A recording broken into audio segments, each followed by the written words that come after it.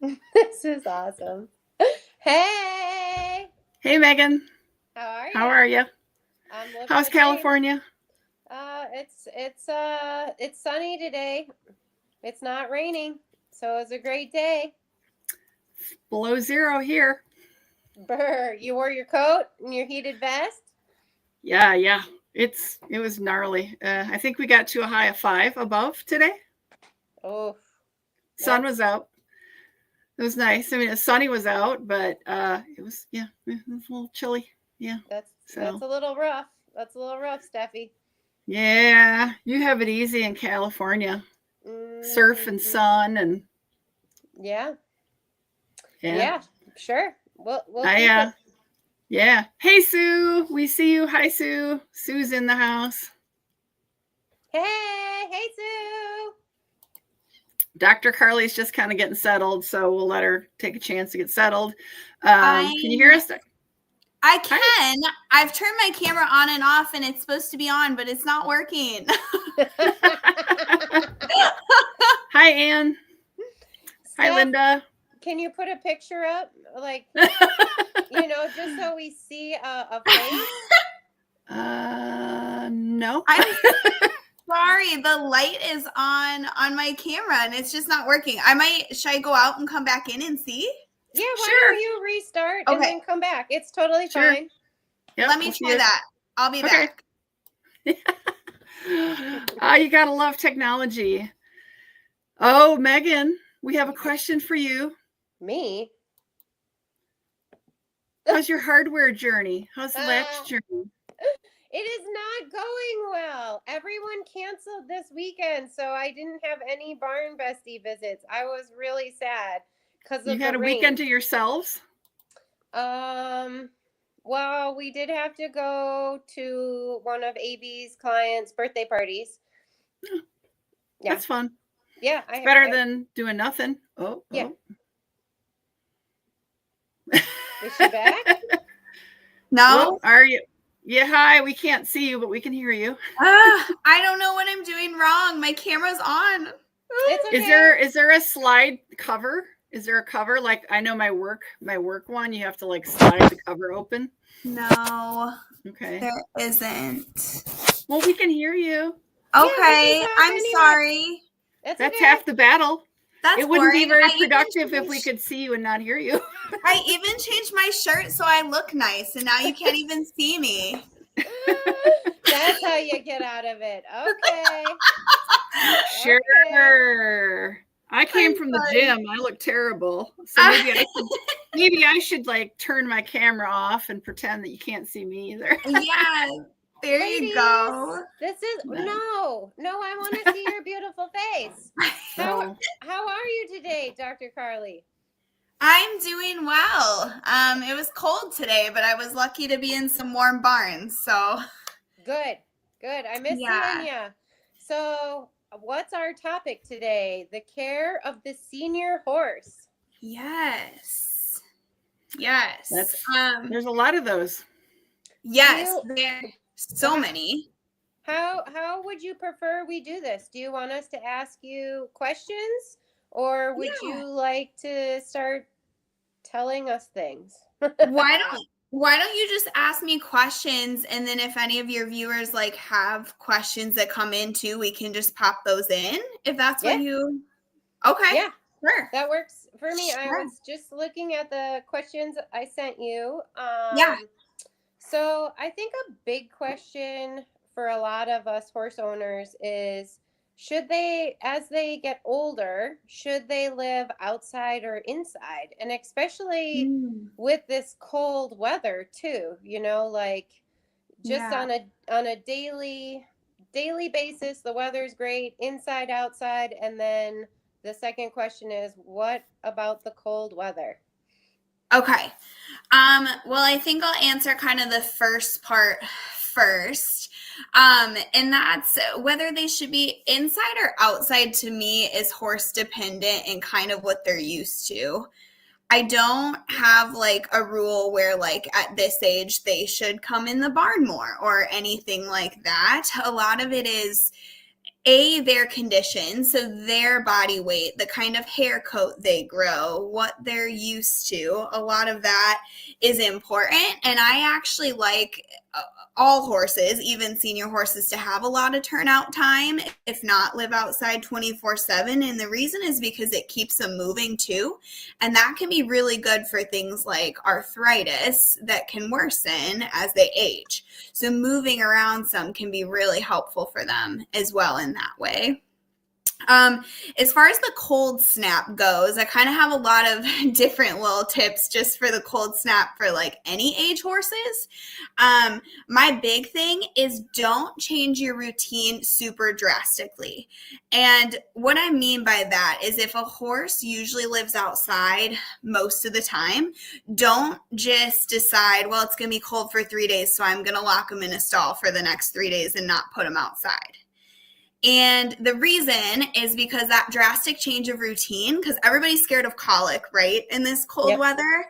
And that drastic change of routine, I find, causes more colic and agitation in those horses than if you just let them be outside and kind of do their own thing. I think we get really cold and they are really fine with this weather as long as it's not hammering rain or snow on them. They actually do really, really well in this cold. Way better than we do. I agree. I think it's... my first winter, I did that. I locked all my horses in the stalls. They were all freezing. And then the next winter, I kept them outside for the majority of it. And they all had warm water, hay huts. And they were frolicking in the sun at negative 5,000 degrees. And I was like, what? I know. Yeah. They're thriving. They don't care. It's crazy. They really don't care. You got a question?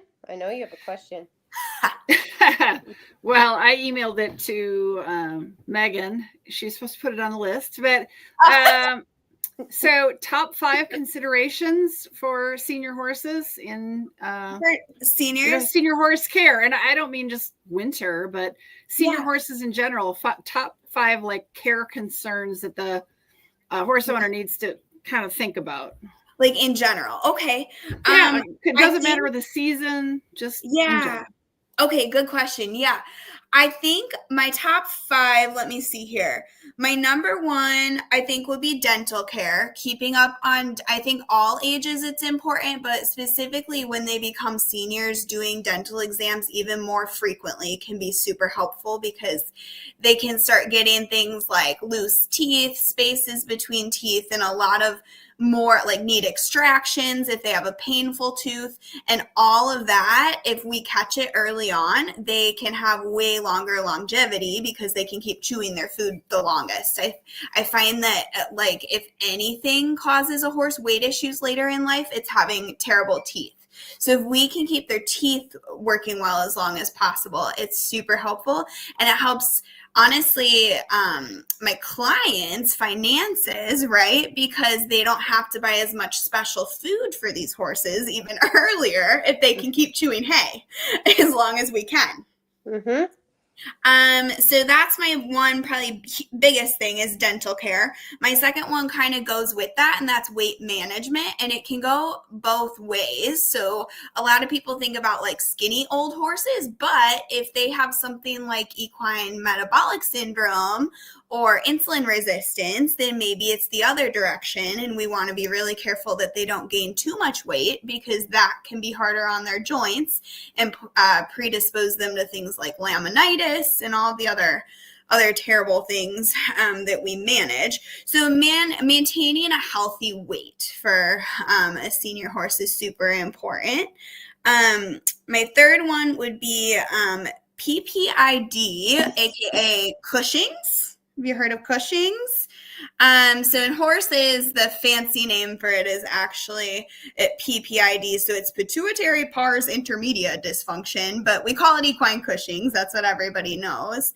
And testing their status of that when they get into kind of like their senior age. And the reason is because controlled Cushing's can be really managed. And when it's out of control, they can be prone to things like getting cold in the winter, overheating in the summer, laminitis, weight loss, muscle loss, a bunch of other things. So I think it's never a bad time to start testing your senior horse for Cushing's, even if they don't have screaming symptoms, because if we catch it early, we can really control it over their lifetime.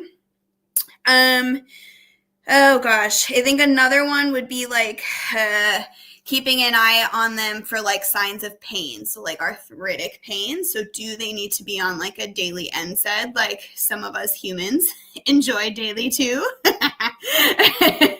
Right? And keeping an eye out for things like that. So some examples in senior horses would be, are they laying down to rest? And a sign that they have a lot of arthritis and some pain would be them hesitating and not wanting to lay down as often, because we think they're kind of nervous. They can't get back up because it hurts to get back up.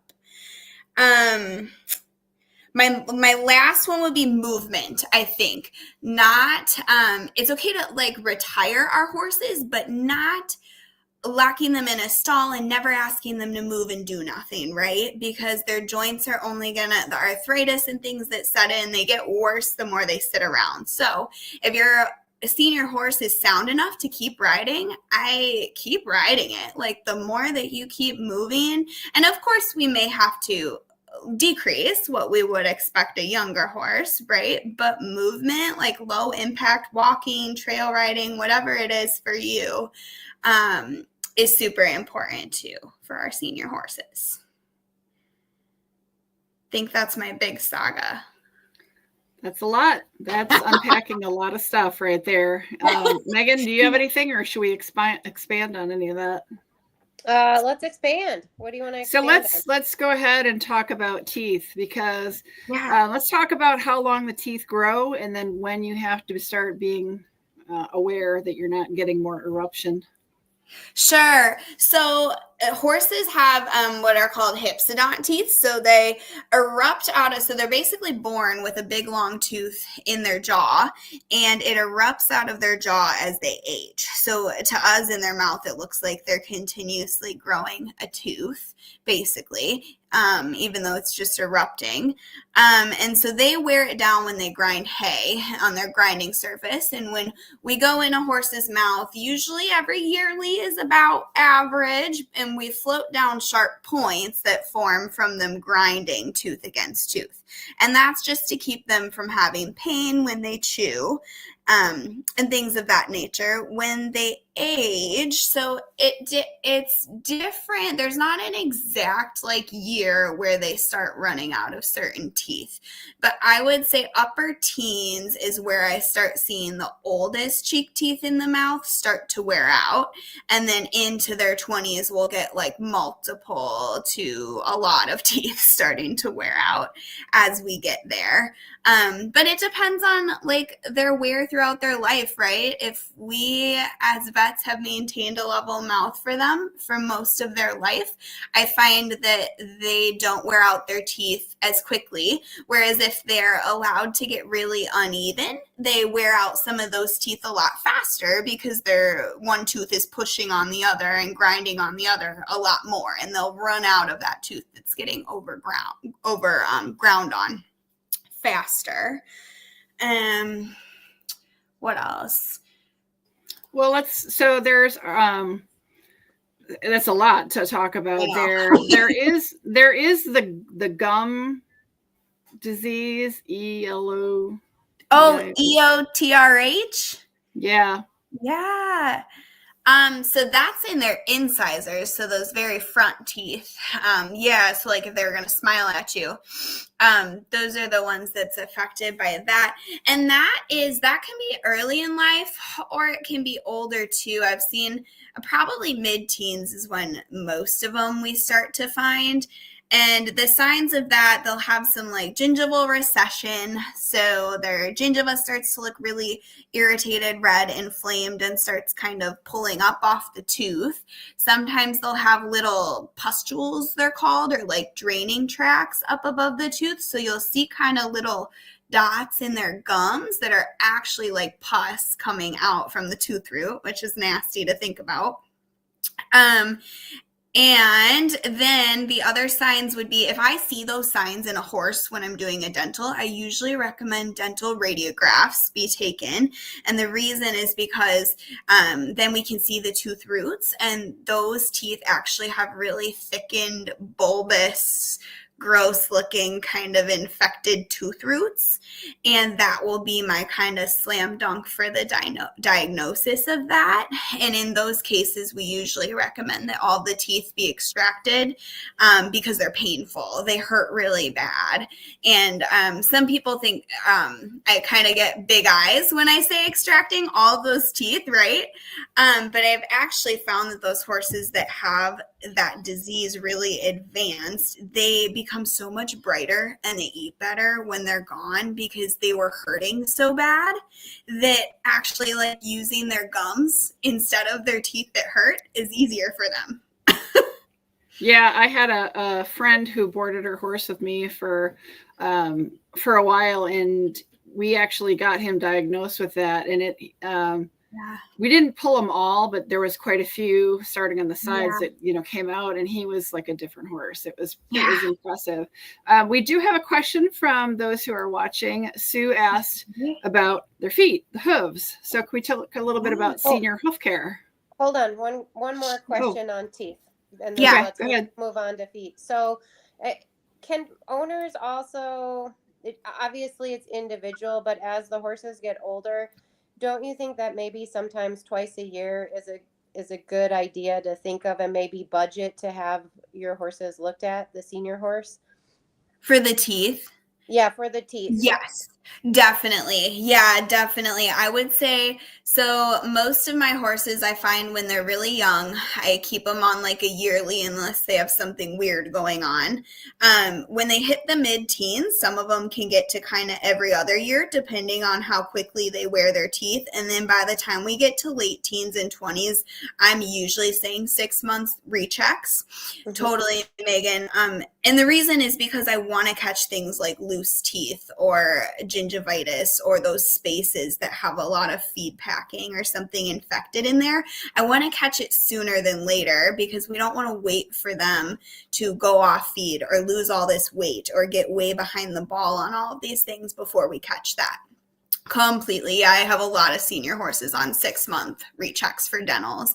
And I'm not always floating those, right? Because they're not growing a lot of tooth, but I'm going in, I'm cleaning up the teeth really well, and I'm examining them really closely. And I might float a couple of teeth, whereas in a young horse, I'll float all of the teeth. But yes, those 6-month dentals are super, super important. And it looks like we have another question. Yeah, we have a 2-part question, so I'll flash both on the screen.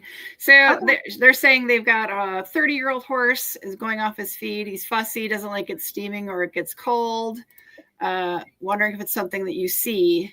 She's wondering he maybe has a loose tooth, but he's getting soft food. So do you see like temperature reactions? She's saying he doesn't like it if it's steaming or if it's really cold. So extremes, like really warm or really cold. I wouldn't say that's a hard one to answer, because we can't really ask the horses like why they're not eating it, right? I would say when it's really cold, obviously I've seen them not love it, because we know that the ideal water temperature they like is 45 to 65 in those heated tanks. But warm, I would say they usually prefer it. Like so I'm not. Do you have me still? We got you now. You're kind of cutting in and out a little bit. Yeah. Oh gosh, I don't know why. Don't leave us. I'm not trying to. Can you hear me? Yes. Okay. We can now. I was just saying I don't know that it's a temperature thing, but in a 30-year-old horse not wanting to eat, my first thing would be a dental exam. And I also would probably recommend some blood work just to see if something else is going on. So it's really hard for me to answer that question without seeing the horse, but I would for sure get a dental exam scheduled. Yeah. Okay. Yeah, she's just following up saying it's never real hot, but she takes it back in the house before it gets cold. So, okay. Yeah. And back to Sue's question about the hooves. Let's talk about senior hoof care. Yes, let's talk about feet. So for me, it's very similar to other ages, honestly, because every horse has kind of its own needs, right? Have they had laminitis in their life? Are they prone to laminitis? Do they have navicular disease or any of the other things that would lead us to have specific shoeing packages on them? That stuff all continues when they're a senior, right? So they may need all those special things when they're a senior for comfort. Even if they're just retired in a pasture, they may not be able to get their shoes pulled depending on what's going on, unfortunately. As far as like trim cycle length, I usually say to stick to your normal regular routine. So I have like some horses that are on like 4-week trim cycles, because if they get long, they have problems. But I would say the average is like 6 weeks, no longer than 8 weeks would be my guidance. And that would continue when they're seniors too. I wouldn't let them go longer than that, because we don't want them walking around like on long toes either, or getting uncomfortable either. And would you agree that the farrier would catch something before yourself or even an owner? So that would also make it very imperative to keep up with that cycle and to communicate with your farrier? Definitely. Yeah. I say this all the time. The farriers get to see you guys and your horses so much more frequently than we do. And so it's super important that their eyes are looking at their feet, because a lot of times they can kind of be in tune to like early signs of laminitis, because they can see how the hoof wall is growing. They can see if there's a bunch of stone bruising or sensitivity in the bottom of their feet. Things like thrush, right? Or evidence that they've had a lot of abscesses or white line disease. All of that stuff your farrier is looking at every 6 weeks, where I maybe might look at the bottom of your horse's foot. What if I do a lameness exam on it, which maybe is yearly, maybe it's not even yearly if you're lucky, right? And so, yeah, super important to keep up with that and have a professional's eyes on your horse's feet frequently like that, Megan. Do you find that most horses have to keep the same shoeing situation as they grow older? Do you find that horses that maybe were barefoot are having to go into supportive shoes, or maybe horses that, were competition horses that had shoes all their lives are kind of semi-retired or retiring and able to go maybe down to just front shoes, or maybe, going barefoot? Or do you see that they tend to kind of stay the course? I would say that on average, they stay the course roughly for what they've needed throughout their life, but things can change, right? Like arthritis can progress, diseases can occur that didn't occur earlier in life. But if a horse, like let's say a sole sore horse, right, that's really sensitive on gravel and rocks and things like that, they're not going to magically, when they're retired, be really comfortable on hard ground. So a horse like that may need to just stay in front shoes, even if it's not in regular work, just to be comfortable day to day. Whereas, like, let's say for work, they were in a set of like all 4 shoes, hind feet too. I would say it's most reasonable to consider pulling their hind shoes, because if you're not asking them to use themselves anymore, maybe they just need those front shoes to stay comfortable. But it's super horse dependent. It's a hard one to answer. But I think keeping an eye out for your horse to be comfortable, and not just assuming like, oh, we're retiring them, so let's just pull shoes and throw them out and they'll be fine. And not just assuming that that's going to be okay, because it really might not be. Mm-hmm.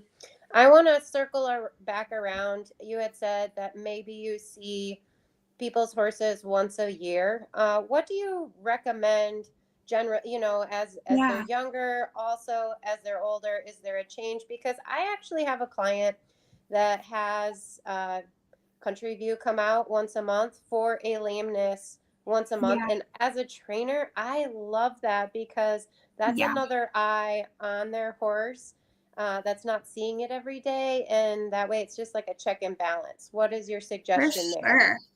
For sure. Yeah, she's on it way more than a lot of people.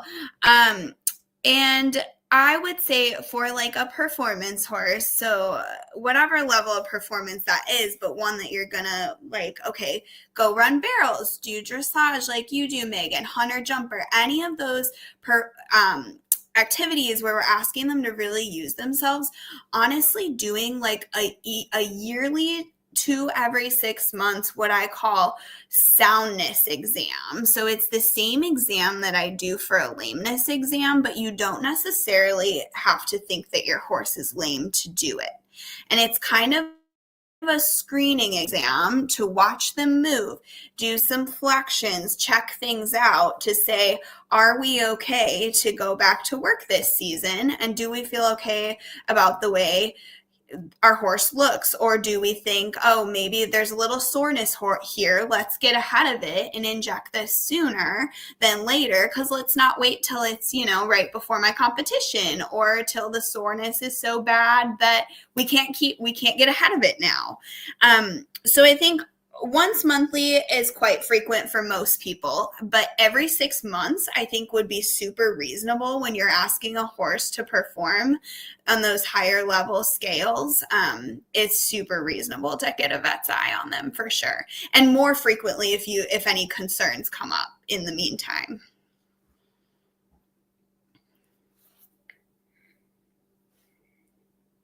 How about the deworming schedule for an older horse? That's a question from the crowd. Yeah. Good question.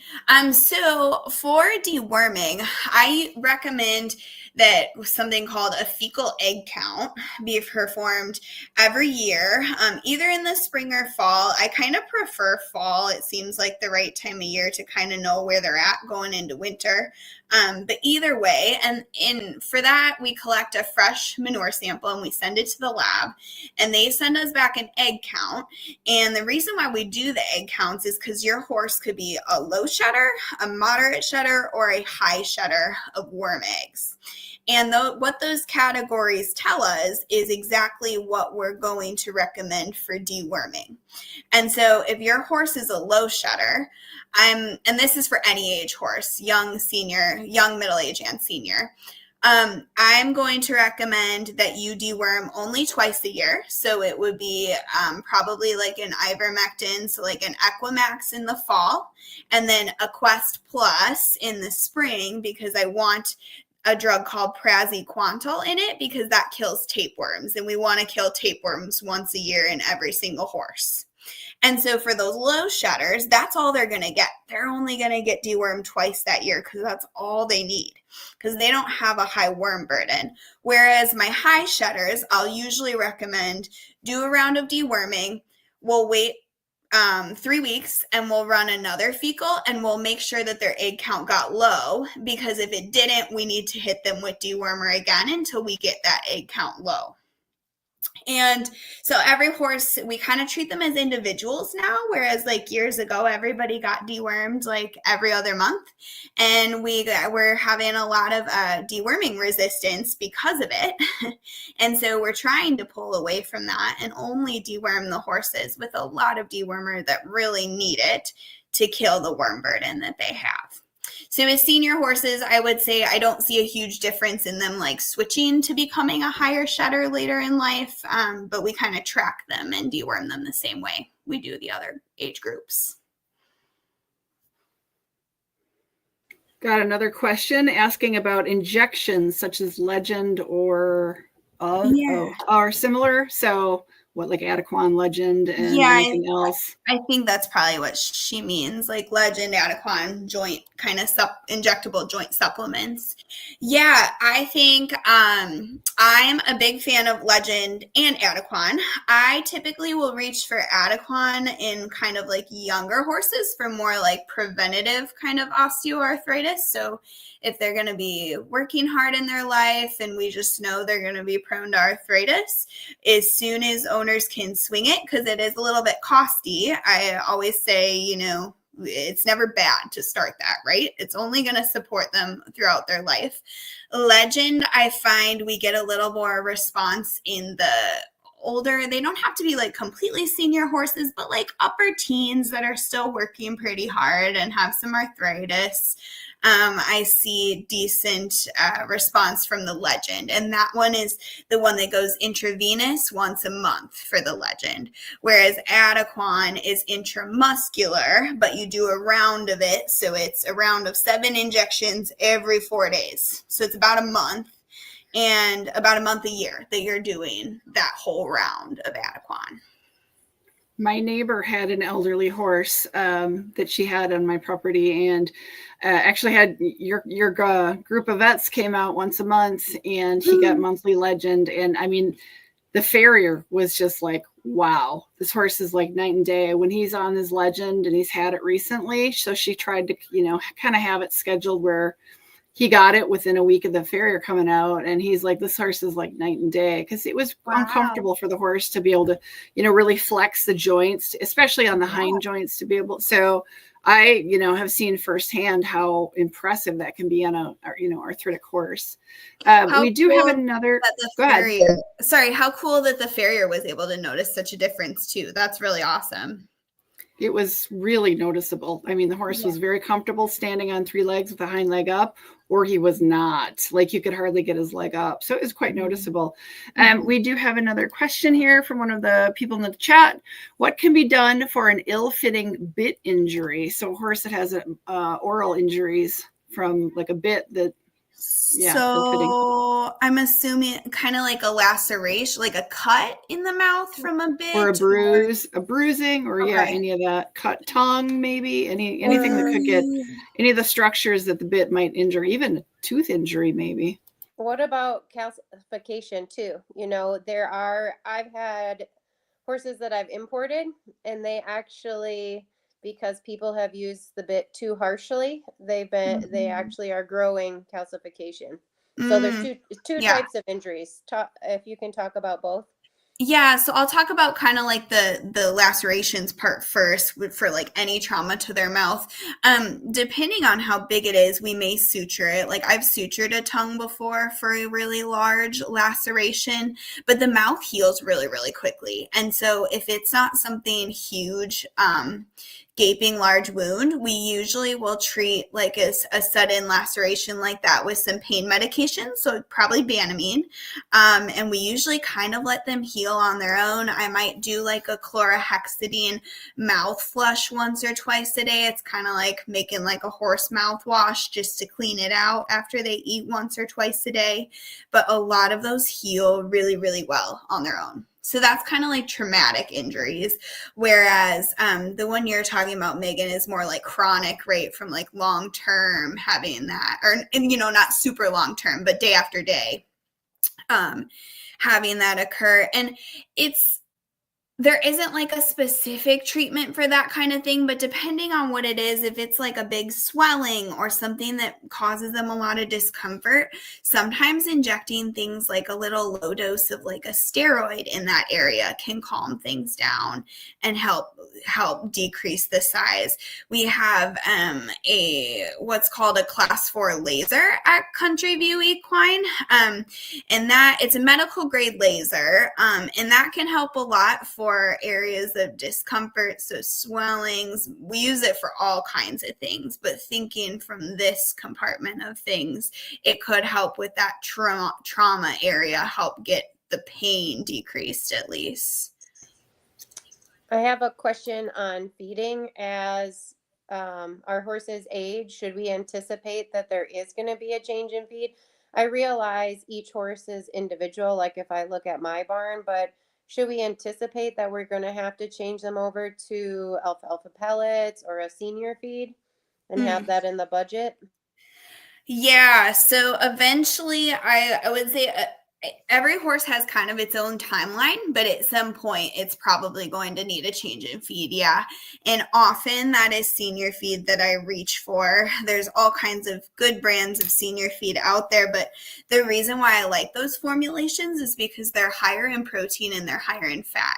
And senior horses lose muscle really quickly, it seems like. If they're going to start losing anything, they start, their backs start looking kind of saggy. They lose their top line, and then they kind of start losing other muscles after their top line. And keeping their protein higher really helps with that. And so if I can't maintain a senior horse on senior feed alone, that's when I reach for things like alfalfa pellets or alfalfa cubes, because that is super high in protein. And I really like those because usually at the same time that they're losing this weight, their teeth are wearing out, and I can make those things into mashes so they can kind of have like a hay soup per se, and not be chewing that hay anymore, but get all that roughage and those calories in. So I love alfalfa pellets and cubes for that reason. And what about supplements? Because I have a lot of clients that love to give supplements. And sometimes I feel like they give too many supplements, like it's like too much love. Is it better to be simple? I mean, again, every horse is individual. I understand that. But sometimes I feel like the supplements are too many chemicals. Am I wrong in that thought? I am big. I'm a very minimalist when it comes to supplements personally and for my own horses. And the reason is because a lot of those oral or feed through supplements don't have any studies saying that they work. They don't have any studies guaranteeing what's in them. So they might say they're for something, but there's no FDA approval process. So they don't have to prove that they have that much of anything in their product.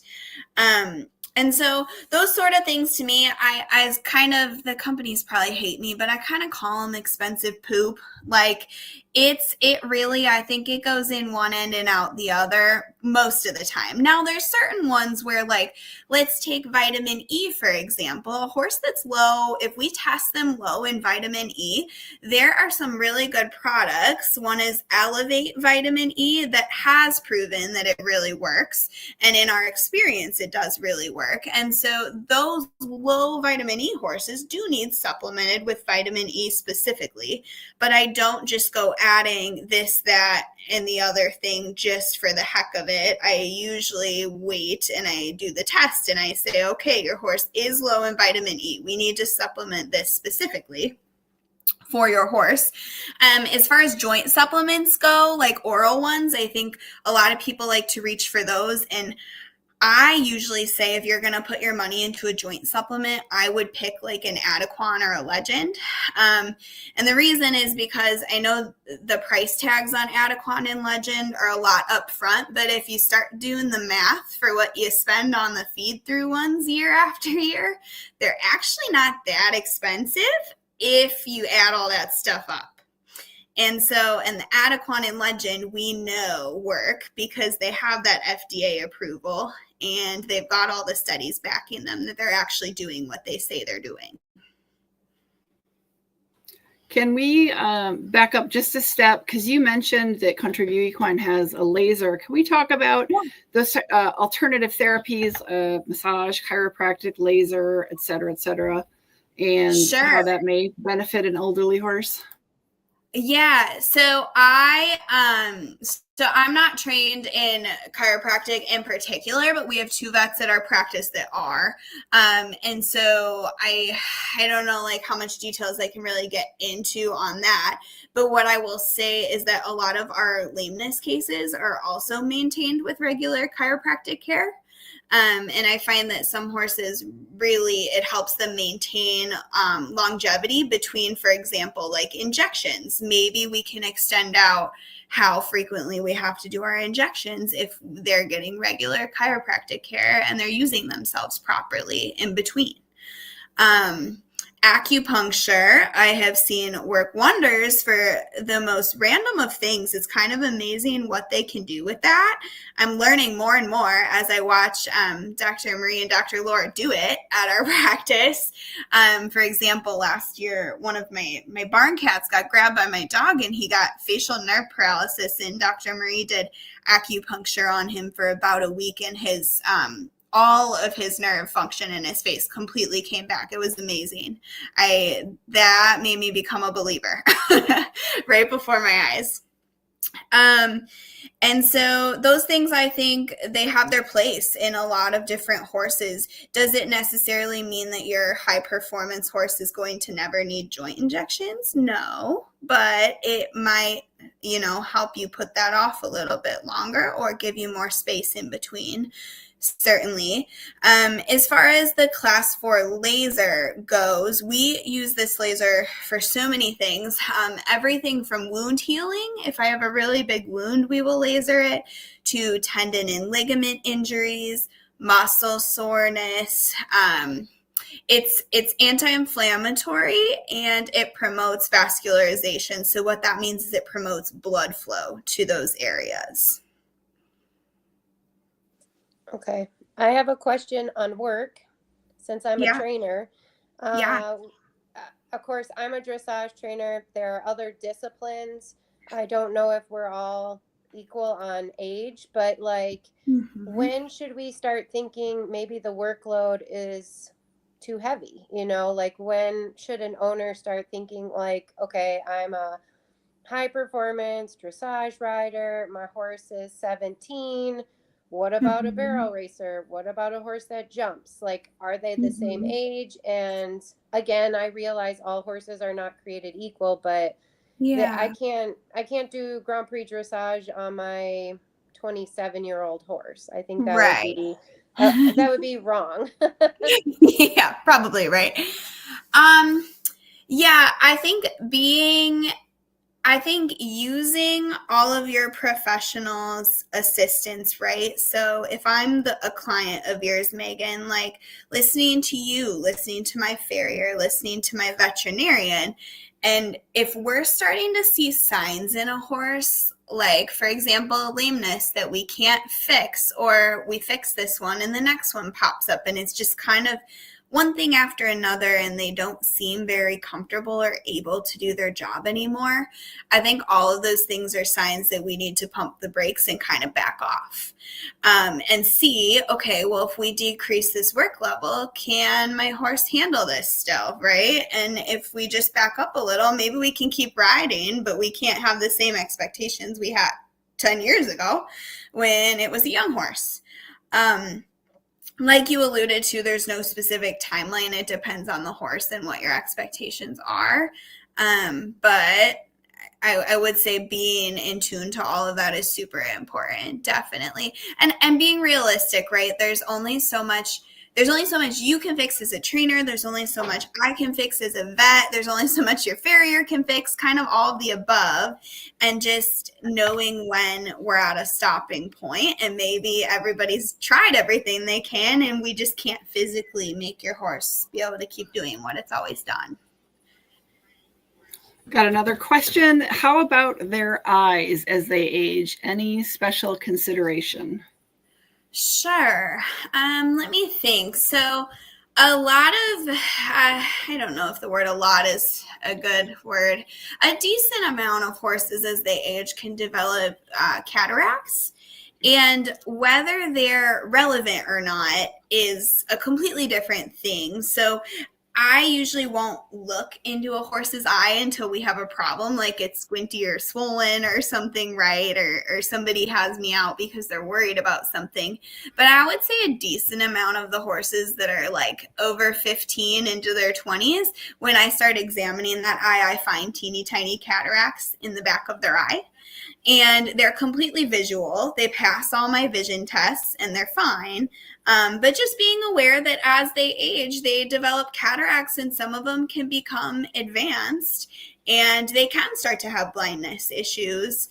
So if you notice, your horse either being more spooky from one side, if it seems like you can catch them off guard, whereas normally they would totally see you coming and not be spooky.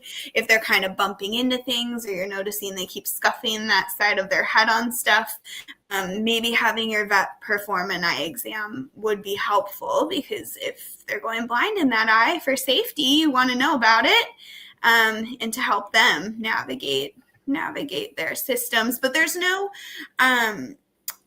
particular eye disease that occurs with age other than just kind of, we call them degenerative cataracts, just aging changes. what about like uveitis, or what do they call it? Meibomian blindness. I think people, is that at all age related, or is that really rando? It's not. It's really random. It's actually more breed related than anything. Appaloosas get that quite frequently. There's been other breeds, but Appaloosas is kind of the poster child for it, or anything that has Appaloosa in it. And I've seen anywhere from them develop that super young to really old. It's very random and sporadic. I would say if it's more genetic, it usually ends up being younger. But things to keep an eye out for with that would be like chronic tearing from their eyes, just kind of that low grade irritation where they're not squinty, swollen shut, but their eyes just kind of look a little irritated all the time. That can be a really early sign that there's a little bit of uveitis going on, and I would have a vet examine those eyes. Because I've had some horses where I finally come out they get a corneal ulcer because their eyes can be itchy from uveitis, so they scratch their head, and then I come out because their eye's swollen, and we get the ulcer healed a couple weeks later, and we just say, hey, it's just not right. The eyes are still not right. And I take a deeper look, and it ends up being that there's been uveitis going on for a long time. And when I start asking the owner questions, it's been tearing for a couple of months, or like little tiny things that in hindsight we're like, oh, yep, this has been going on. So things like that, catching that early can be helpful to start treatment earlier than later for uveitis. Do you experience older horses developing allergies at all as they age, or is that also very random? Not so much as they age. So it depends on the allergy that you're talking about. Allergies in horses is really hard because they live in an environment that is full of allergens, like entirely. The dust, the little tiny mold spores in hay, pollen, everything is all over their environment. So the ones that get the cough kind of allergic thing, I would say that has more to do with environment than age. So like, let's say you get one dusty batch of hay and their lungs are screwed up for a while till you get them through it. Or the horses that spend a lot of time in the barn that have allergies sometimes can get way worse being in the barn because they're sitting in that dust in those particles and there's no airflow. Skin allergies, like itchy, like hives and things like that, we see way more of that in the summer. So it's really related to insect bites, bee stings, sometimes weeds out in pastures that just come up certain times a year. They'll go roll in it and they'll just get hives all over one side of them. So that stuff is not so much age either. That's more like exposure and time of year. Thank you. I was curious about that. Yeah, we have a new, I shouldn't say new, in the last couple of years, we've been using a new company for allergy testing in horses, where we send off a serum blood sample and they come back with what they're allergic to, the really severe ones that we can't get under control. And it's been fascinating what they will come back allergic to. Fascinating and terrifying because it's hard to get them away from those things. So we have another, I guess this is kind of an open-ended question, and it could be a long discussion. What about COPD? Yeah, that could be its own talk. So COPD, chronic obstructive pulmonary disorder, we now call it equine asthma. The really smart people that make these names like to change the name of this one every couple of years. So it's equine asthma at the moment. It used to be heaves. A lot of people know it as heaves still, but it's all the same thing. And that one is tough. A lot of those horses can be decently managed on kind of low dose steroids as needed to get the inflammation out of their lungs. I always try to get them off steroids and onto an antihistamine because steroids long term, of course, have their own side effects and risks, and I don't like having horses that live on steroids. But a huge part of equine asthma is also environmental management. So those horses are often allergic to dust or little mold spores that are found in hay. And so I'm often, if the horse lives inside, I'm often saying, okay, we need to transition this horse to full-time living outside. Can't live in the barn. Its lungs can't handle it. Your hay, is your hay dusty? If it's not outwardly dusty, then we need to start soaking the hay in water just to keep the dust spores from popping up when they're eating it. We need to keep the hay low and not up in a high net where they're going to shake it around and then inhale all that dust. So the environment is huge for those horses. Avoid riding in a dusty arena, things like that. And it's very difficult. It's very challenging because horses live in dusty environments. That one's a tough one. Yeah, it looks like Sue has a question. What particular problems with ears are common? Oh, it's a good one. I would say the plaques and the bugs. Yeah, that was what I was thinking. My first thing that came to mind was sarcoids, which is kind of like those oral. They can get oral plaques, which are kind of like benign little growths that come and go. But sarcoids is a tumor in a horse that can come in the ears. It can be all over, but a lot of the ones that bother people are in their ears because they kind of start looking a little horrifying if they get too big. So a sarcoid it's technically a cancer because it's growing from cancerous cells, but it's not a malignant cancer where it's going to spread and end up being what ends your horse's life necessarily. It's not that kind of cancer. But those tumors, there's all kinds of treatments for them to try to get rid of them and remove them. But that's kind of my big thing with ears in horses. There's not a lot of ear things in horses other than, they can get the little gnats in their ears in the summer. But I don't do many ear exams other than for little masses. Sure. Now you're going to. I know. I'm like, oh gosh, what's coming? Right. So we got another question related, apparently. How prevalent is cancer? So it depends on what cancer you're talking about. The biggest one that comes to mind is melanoma in gray horses. That is very common. Whether basically if you have a gray horse, you're going to encounter melanoma at some point in his life, whether it'll be earlier or later, it kind of depends. But gray horses just are very, very prone to melanoma. Other breeds or colors, not so much, which is good. The other big cancer to watch out for is a horse that has white hair around their eyes and their muzzle, which would mean that they have pink skin there. They can be quite prone to squamous cell carcinoma is a cancer they can get. And it's because of the sun exposure on that pink skin. So they're very exposed on their eyes and their muzzle. And so squamous cell carcinoma, if you kind of Google a picture of it, it looks kind of like really irritated red skin that looks really inflamed and almost like it got burnt. And that cancer can be really aggressive and can end up I've removed eyes before because of that cancer if it spreads too far. And so catching that early on can be really helpful because we can remove the little tiny mass before it spreads. Geldings can also get that cancer on their sheath. If they have pink skin down by their sheath, they can get squamous cell there as well. I know, Megan. So, yeah, I know. Poor Megan.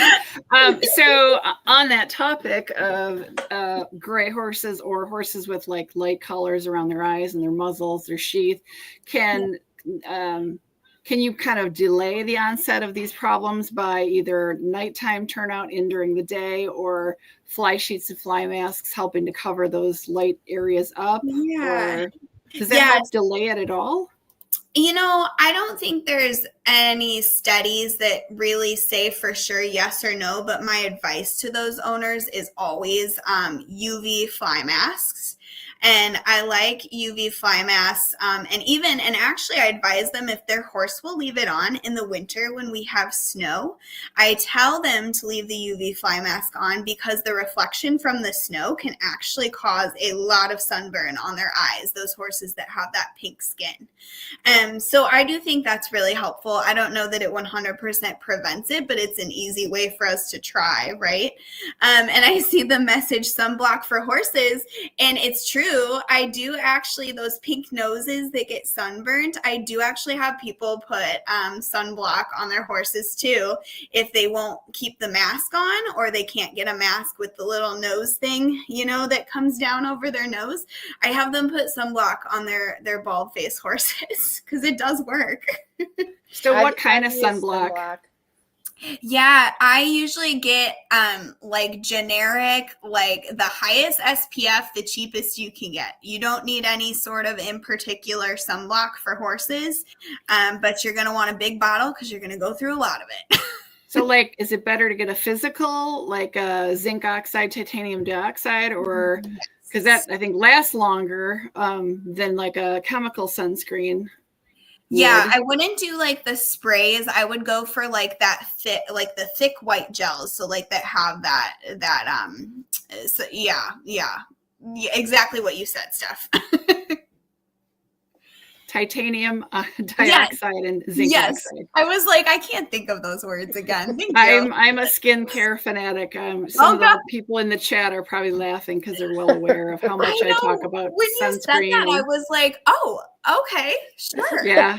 Well, plus the chemical sunscreens wear off so quickly. And you'd have to be out every hour applying it, and then they get it in their water tanks and stuff. Yes, exactly. You have to consider that the water tank, and as they're eating hay, they're kind of rubbing it off. So the thicker products that last longer are way better, certainly.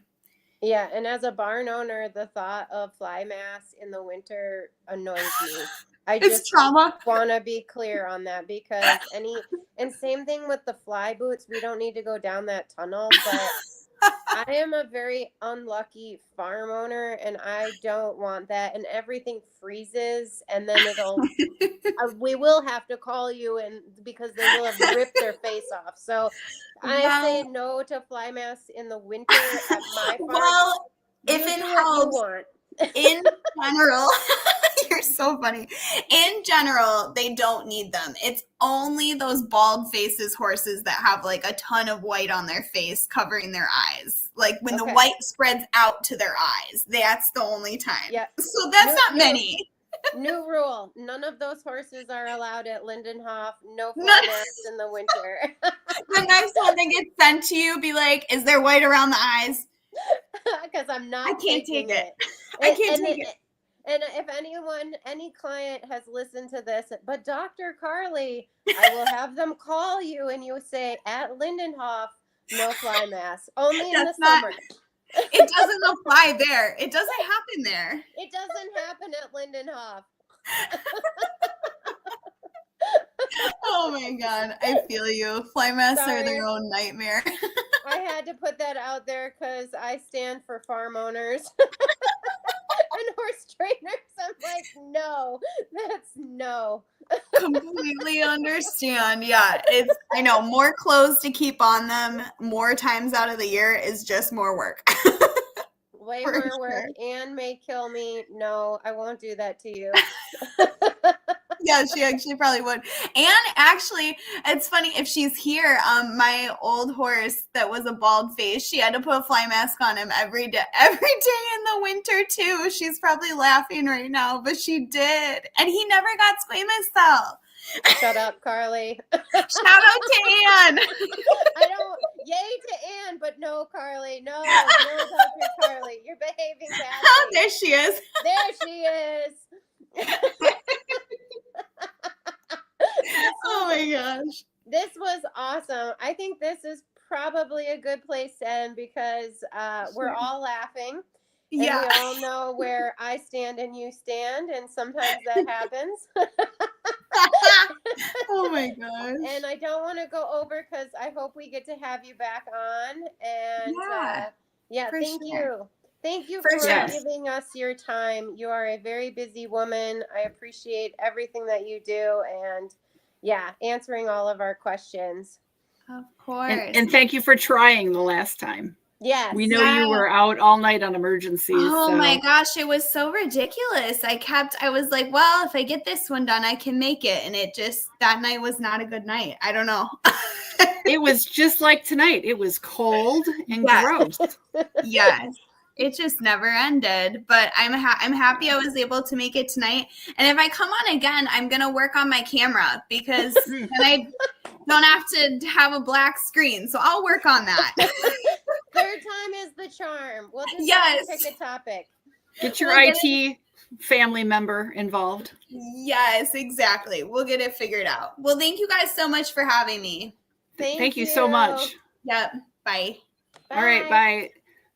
So Megan will stay on a little bit longer to follow up. But yeah, thank you so much to Dr. Carli. And it was gracious of her to give us an hour. I mean, they work very, very, very long hours.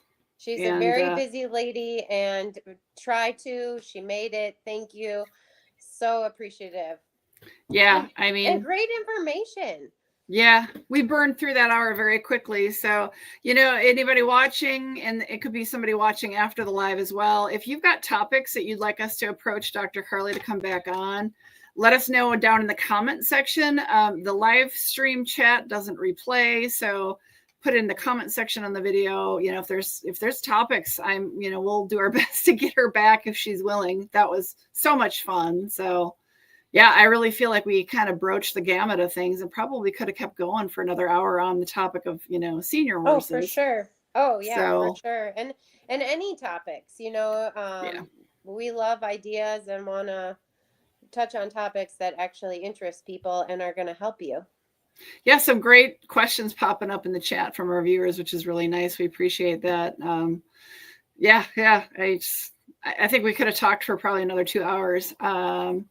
Thank you, Miss Sue. So she says, thank you, ladies. Thank you. And then Miss Linda, very informative. Yeah, Dr. Carli is great. And, it's hard to put people on the spot, to be on the receiving end of being put on the spot in an interview situation like this. So I appreciate her willingness to kind of roll with our dice and answer all our questions from yourself and myself, but also from our viewers. And not to have a horse in front of her. And if anyone is interested in the Oregon, Madison, Wisconsin area, she works with Country View Equine. Feel free to give them a call if you would like. They're based out of Oregon, Wisconsin. So if you want to Google them, you'll find them, Country View Equine in Oregon, Wisconsin. So I think greater southern Wisconsin, not just Dane County, right? Yeah, you would have to call them, but they have a pretty big radius. I'm always surprised when they say they just came from. They've got a satellite office or satellite situation, kind of southwestern Wisconsin, Platteville area. Yep, Platteville. Yeah. So they cover quite an area in southern Wisconsin. So yeah, that was great. Before we go, we should quickly talk about what we've got coming up this week. We've got another live stream coming up, one that you and I are very passionate about, right? I'm super excited. We're going to have Toby, and we're going to be talking about the cost of running a facility. So we're going to be talking money. Huge consideration with the costs of everything going up, not only feed prices, shavings went up insanely over the last 10 years. And I think most people, wouldn't you say, bet on wood shavings?